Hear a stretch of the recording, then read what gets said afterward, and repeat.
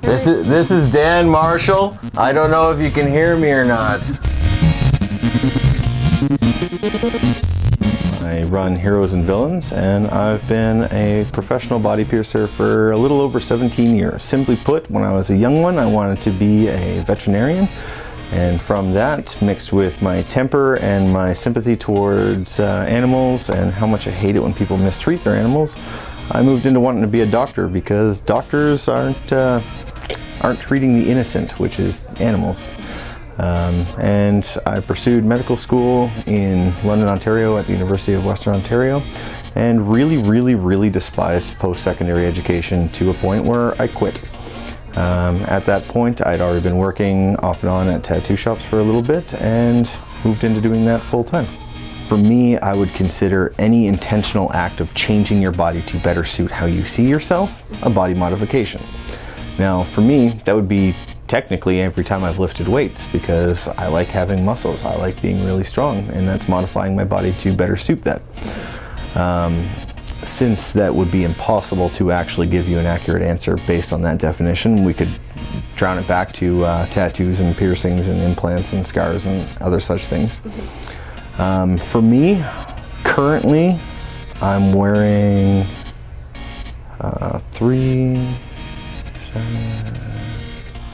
about 12 or 13 pieces of external jewelry. I've gotten really far away from small jewelry in myself. Like the smallest thing I wear normally is an 8 gauge, and that would be these 3 anchors in my face. The only thing I have smaller than an 8 gauge currently is my nostrils. They are a 14 gauge, so they're a little bit thicker than a normal nostril piercing, but not outrageously so like the rest of my stuff. Tattooing, I probably have getting close to 300 hours now.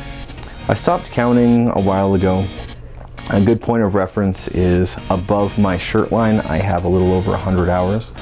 My head is tattooed right up to my hairline and all the way on the back. And that piece we did about 12 years ago now and took about 42 hours. Scarification, I have interesting scarring on my body. Most of my body just really wouldn't scar until I hit about 28 years old. But I had done some pretty intense scarring on my lower legs at the end of the 90s and early 2000s, pretty much learning how to properly cut people and do it safely. And it pretty much faded away to fine lines over about 2 or 3 years, which, looking at how it looked then versus how it scarred, is completely amazing that I didn't scar up really heavily. But I've covered up most of my intentional scarification with tattooing. I do have some branding. The branding was done as pretty much an attempt to remove an old tattoo. More, we knew it was going to work, but trying to, I guess, perfect a technique. I really hate getting burnt, and I'm not a big fan of the end result of branding. It's just the aesthetics of the scars don't please my eye. So for me, I kind of stay away from it. Doug does have experience branding, and he's the one who did do my branding on my leg. I have my tongue split and tattooed. I cut it in half in either 2003 or 2004. I can't remember for sure right now. I want to say 2003, but it might have been 2004.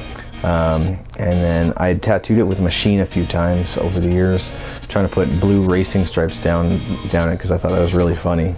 And then Sunday in January, we got all into researching tongue staining via tattoo pigment injections, and a group of us pretty much went to town on our tongues, and that's why it's all blue everywhere now. My lip piercings, I've cut and shrank and done all kinds of ridiculous things to them. I have a big hole in my septum. I have 7 little implants in my leg. I have some in my arms. I have 4 magnets in my hands. These are one of my favorite modifications because of the amount of party tricks you can do with them, as well as it gives me the ability to sense electromagnetic fields.